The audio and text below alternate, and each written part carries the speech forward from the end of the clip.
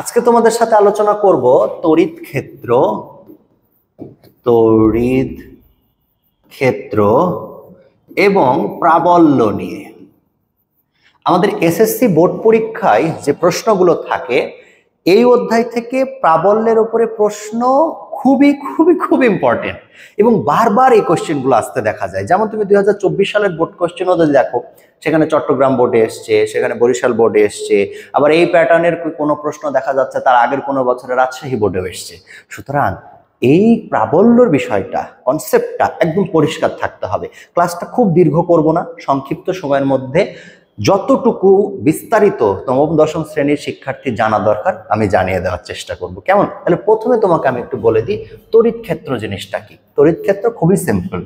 মনে করো এইটা একটা চার্জ, হ্যাঁ, এইটা একটা চার্জ। তো এই চার্জটা পজিটিভ চার্জ, তাই না? তো এর কাছাকাছি যদি আরেকটা পজিটিভ চার্জ আসে তাহলে এই আরেকজনকে কি করবে? বিকর্ষণ বরাবর। আবার এর কাছাকাছি যদি একটা নেগেটিভ চার্জ আসে তাহলে সে তাকে কি করবে? আকর্ষণ। অর্থাৎ এই চার্জটার মধ্যে আকর্ষণ বা বিকর্ষণ করার ধর্ম রয়েছে, কিন্তু এই আকর্ষণ বা বিকর্ষণ সে কিন্তু যেখানে সেখানে করতে পারবে না। তার একটা নির্দিষ্ট ক্ষেত্র রয়েছে বা একটা নির্দিষ্ট এরিয়া রয়েছে। মনে করো এই চার্জটার জন্য সেই এরিয়াটা এরকম। তুমি বিষয়টাকে এইভাবেও চিন্তা করতে পারো যে প্রত্যেকটা মানুষের তার ক্ষমতা দেখানোর একটা নির্দিষ্ট এরিয়া থাকে।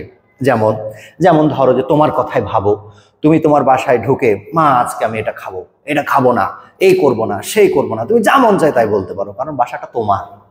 তুমি এখন তোমার বাসা বাদ দিয়ে অন্য কারো বাসায় যে এরকম পণ্ডিতি করো তো তোমারে লাল করে দিবে। আবার আমার ক্ষেত্রেও তাই।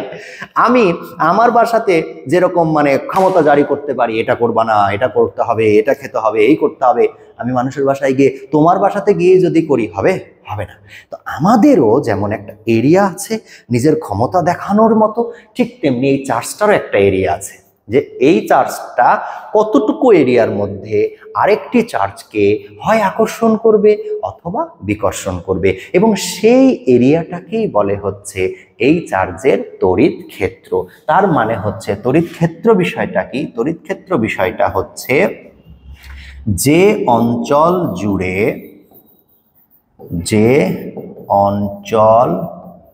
জুড়ে কোনো চার্জ কি করতে পারে? আকর্ষণ বা বিকর্ষণ করতে পারে। মানে তার আকর্ষণ বা বিকর্ষণ করার যে ক্ষমতা রয়েছে সেই ক্ষমতাটা সে প্রদর্শন করতে পারে। সেই অঞ্চলটাকে আমরা কি বলবো? তড়িৎ ক্ষেত্র। কি বলবো? তড়িৎ ক্ষেত্র। আমি এটা একটু কালার চেঞ্জ করে দিয়ে লিখি, তড়িৎ ক্ষেত্র। এই হলো একটা পড়া বোঝার মতো একটা সংজ্ঞা করে দেওয়া হয়েছে।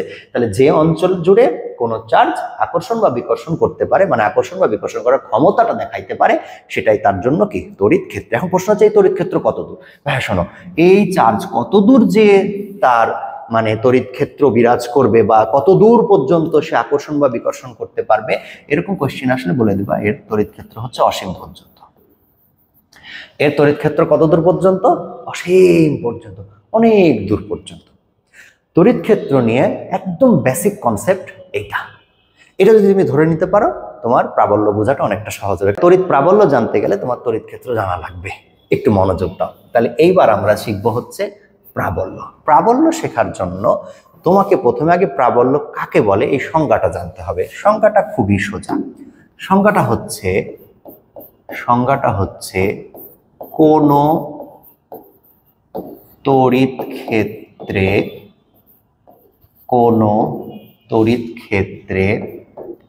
1 কুলম্ব চার্জ স্থাপন করলে সেটি যে বল অনুভব করে সেটাই ওই বিন্দুর তড়িৎ প্রাবল্য। সিম্পলি কি বললাম, কোন তড়িৎ ক্ষেত্রে 1 কুলম্ব চার্জ স্থাপন করলে সেটি যে বল অনুভব করে সেটাই হবে ওই বিন্দুর তড়িৎ প্রাবল্য। একদম ছোট্ট একটা পড়া।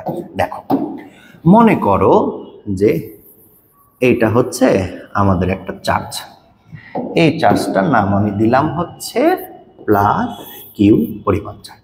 তো এই চার্জটার কথার কথা বলছি, এই চার্জটার মনে করো এই পর্যন্ত তড়িৎ ক্ষেত্র, এখান থেকে তার তড়িৎ ক্ষেত্র এই পর্যন্ত, অর্থাৎ এই চার্জটা এই অংশটুকুর মধ্যে যে কোনো চার্জকে পেলে হয় আকর্ষণ করবে অথবা বিকর্ষণ করবে। আবার বলি, এই চার্জটা তার এই অংশটুকুর মধ্যে কাউকে পেলে হয় আকর্ষণ করবে অথবা বিকর্ষণ করবে। যদি আকর্ষণ বা বিকর্ষণ করে তাহলে যাকে স্থাপন করা হবে সে একটা বল অনুভব করবে।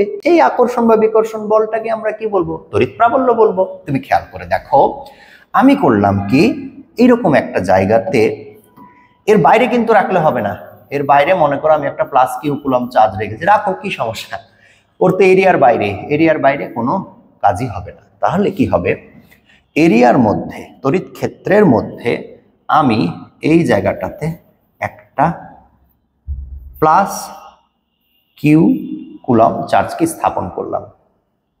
এখন দেখো, এই চার্জ দুটার মাঝে দেখো তো একটা দূরত্ব আছে না, এখান থেকে এখান পর্যন্ত আছে। কত দূরত্বে স্থাপন করেছে? ডি দূরত্বে। খুব ভালো করে বুঝো। তাহলে কিউ কুলম্ব চার্জ, বড় হাতের কিউ কুলম্ব চার্জ, তার থেকে ডি পরিমাণ দূরত্বে আমি ছোট কিউ কুলম্ব মানে ছোট কিউ পরিমাণ আরেকটা চার্জ স্থাপন করেছি। তাহলে এর তড়িৎ ক্ষেত্রের মধ্যে একে স্থাপন করেছি, এখন কি হবে, এই চার্জটাকে বিকর্ষণ করবে, বাইরের দিকে কি করবে? বিকর্ষণ করবে। কত বলে বিকর্ষণ করবে?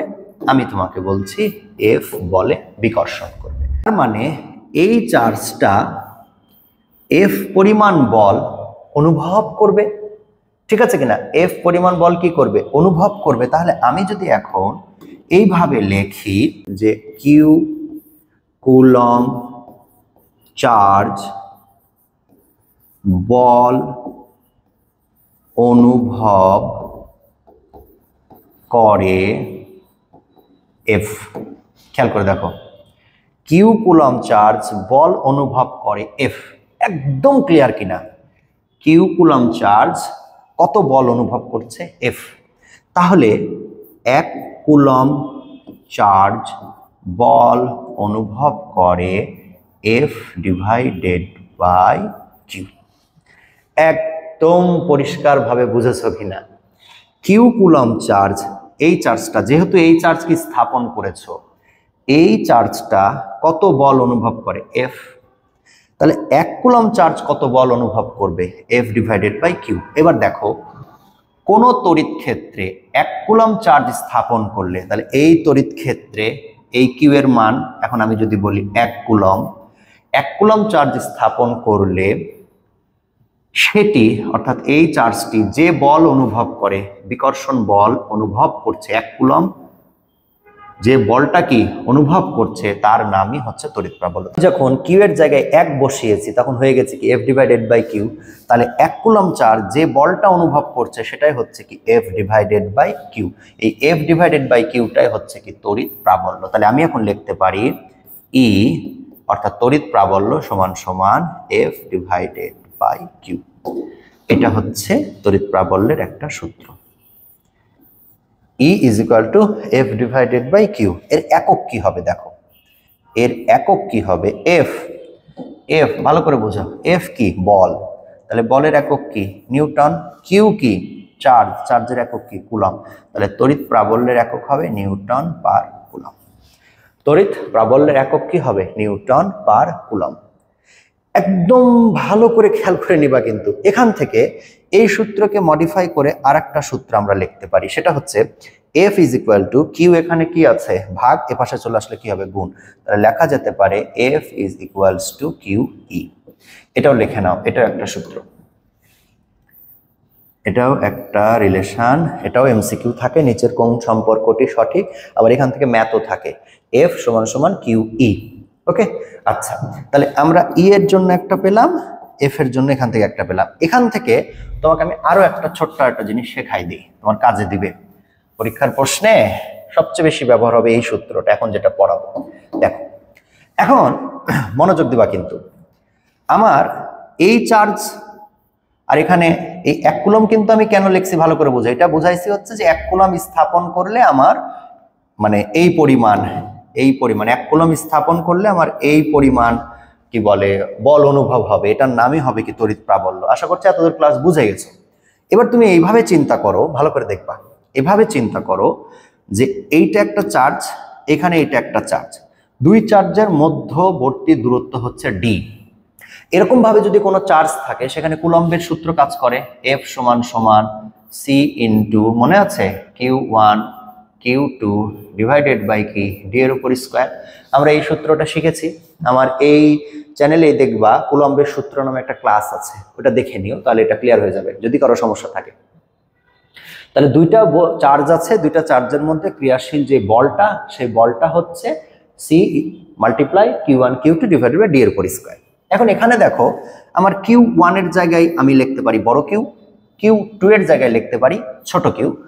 এদের মধ্যে যে বলটা রয়েছে বিকর্ষণ বল, এই তো সেই বলটা অনুভব করছে, এই কিউ চার্জ ছোট কিউ তো সেই বলটাই অনুভব করছে, তাহলে বিকর্ষণ বল, তাহলে কি লেখা যায় দেখো, এফ সমান সমান সি মাল্টিপ্লাই কিউ ওয়ানের জায়গায় লেখো বড় কিউ, কিউ টু এর জায়গায় লেখো ছোট কিউ ডিভাইডেড বাই ডি এর উপর স্কোয়ার।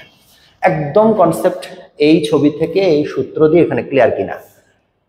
এই চার্জ মধ্যবর্তী দূরত্ব কত ডি, এই চার্জটাকে বিকর্ষণ করছে, তাহলে ক্রিয়াশীল বিকর্ষণ বল এফ, সি মাল্টিপ্লাই কিউ ওয়ানের জায়গায় লিখেছি কিউ, কিউ টু এর জায়গায় লিখেছি ছোট কিউ।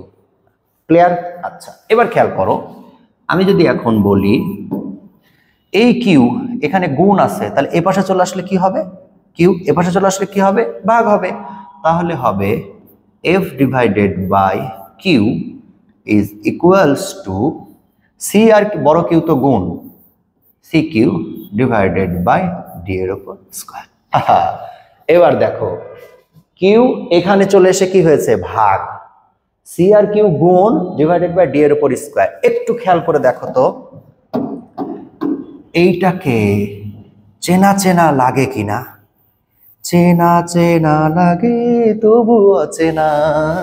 দেখো এই যে এফ ডিভাইডেড বাই কিউ, আর এই যে দেখো E is equal to F divided by q, আমি কিন্তু পড়াইছি কিছুক্ষণ আগে। তার মানে এফ ডিভাইডেড বাই কিউ সমান কি ই,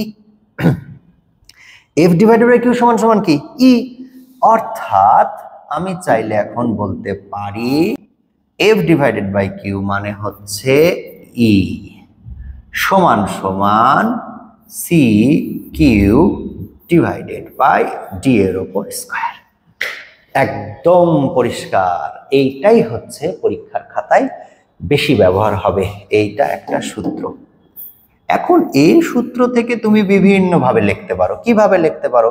এখন তুমি মনে করলা যে ভাইয়া আমি ই সমান সমান সি এর জায়গায় এইভাবে সিটাকে লিখতে পারি, অবশ্যই পারো, তোমার ইচ্ছা, তোমারও পড়ানো যাহা চাই। তুমি যদি মনে করো ই সমান সমান সি এর জায়গায় লিখবো 1/4 epsilon nought into Q divided by D square লিখতে পারো। তুমি যদি মনে করো যে না ভাই আমি একেবারে কোনো ঝামেলায় যাব না, আমি সরাসরি E is equal to 9 into 10⁹ into Q divided by D square লিখবো, লেখো, তোমার ইচ্ছা। তবে তোমার ইচ্ছা যত কিছুই হোক না কেন, তোমাকে একটা কথা মাথায় রাখতে হবে, অঙ্কের ডিমান্ড অনুযায়ী সূত্র প্রয়োগ করবা। তো এই যে এইখানে যেটা দেখছো এইটা আর এইটা, এই দুটো তো সেম, জাস্ট এখানে উপরে গুণ আছে আর সাইডে গুণ করে লিখছি একই। এইটা বেশি ব্যবহার করা হয় কেন জানো? অঙ্ক যখন করবা, অঙ্ক করতে গেলে বুঝতে পারবা, অঙ্ক করার সময় বলা হয়ে থাকে তড়িৎ প্রাবল্যের মান কোথায় শূন্য, কোথায় দ্বিগুণ, এরকম কোয়েশ্চেন যখন থাকে তখন আমরা পাশে E1 সমান E2 বা E1 সমান টোয়াইস E2 এরকম লিখি, তখন এই সি আর সি এমনি বাদ চলে যায়, অঙ্কে আর ওইটা বসাইতে হয় না। অঙ্ক করলে তুমি আরো ক্লিয়ার হবা, আপাতত সূত্রটা ক্লিয়ার হও যে এই জায়গাটুকু বুঝেছো কিনা। এই সি মানেই এইটা, আবার এইটা মানেই এইটা, এগুলো আমরা কুলম্বের সূত্র যখন পড়িয়েছি তখন আমরা এগুলো শিখিয়েছিলাম। তো এখানে আমি একবার লাস্ট বারের মতো একবারে বলে দিই পুরো ঘটনাটা। সেটা হচ্ছে একটা চার্জের একটা ক্ষেত্র থাকে, সেই ক্ষেত্রটুকুর মধ্যে চার্জটা হয় আকর্ষণ করবে অথবা বিকর্ষণ করবে অন্য চার্জকে পেলে। সেই ক্ষেত্রের মধ্যে ধরো আমার এই ক্ষেত্র, এই ক্ষেত্রের মধ্যে আমি যদি কাউকে পাই তাহলে তাকে ধরতেও পারি, মারতেও পারি। একইভাবে একটা চার্জ তার এরিয়ার মধ্যে অন্য চার্জকে পেলে হয় আকর্ষণ করবে অথবা বিকর্ষণ করবে। তো যে বিকর্ষণ করবে তাহলে আরেকজন সেই বলটা কি অনুভব করবে। ভালো করে বুঝো, আমি তোমাকে ধাক্কা দিচ্ছি, তার মানে তুমি ধাক্কাটা অনুভব করছো। এখানেও কনসেপ্ট তাই, এই চার্জটাকে বিকর্ষণ করছে, তার মানে এই চার্জটা কিন্তু সেই বলটা কি করছে, অনুভব করছে। কত বল অনুভব করছে, এফ পরিমাণ বল। তাহলে কিউ চার্জ অনুভব করে এফ পরিমাণ বল, তাহলে 1 কুলম্ব চার্জ কতখানি বল অনুভব করবে, এফ ডিভাইডেড বাই কিউ। এই 1 কুলম্ব চার্জের এই অনুভূত বলটার নামই হচ্ছে তড়িৎ প্রাবল্য, যেটাকে আমরা ই দ্বারা প্রকাশ করি। তাহলে E is equal to F divided by q. সেখান থেকে আমি আবার F is equal to q লিখেছি। আবার এখান থেকে যদি একক বের করতে চাই তাহলে বলের একক নিউটন, চার্জের একক কুলম্ব, তাহলে একক কি হলো, নিউটন পার কুলম্ব। শেষ। এখন যেহেতু এইটা একটা চার্জ, পাশাপাশি এইটা একটা চার্জ, দুইটা চার্জ, মধ্যবর্তী একটা দূরত্ব আছে ডি, এই চার্জকে বিকর্ষণ করতে, তাহলে এদের মধ্যে ক্রিয়াশীল একটা বিকর্ষণ বল রয়েছে। কুলম্বের সূত্র থেকে আকর্ষণ বিকর্ষণ বল বের করা যায়। কুলম্বের সূত্র কি ছিল, F is equal to C into q one q two by d square. Q one এর জায়গায় আমি লিখলাম এইখানকার কিউ, কিউ2 এর জায়গায় লিখলাম এই কিউ, পরস্পর পরস্পরকে বিকর্ষণ করছে, সূত্র বসাই দিলাম। কিউ ছোট কিউটা এখানে আছে গুণ, এ পাশে চলে আসলে হবে কি ভাগ। যখনই আমি ভাগ করে দিছি সাথে সাথে কিন্তু আমি এখানে চিনে ফেলেছি এফ ডিভাইডেড বাই ছোট কিউ সমান সমান কি ই। এইটাই তড়িৎ প্রাবল্য, এটাই তড়িৎ প্রাবল্যের সূত্র। আশা করছি সবাই পড়াটা বুঝতে পেরেছো। তারপরেও যদি কোনো সমস্যা থাকে আমাকে কমেন্ট করে জানাইতে পারো। আল্লাহ হাফেজ।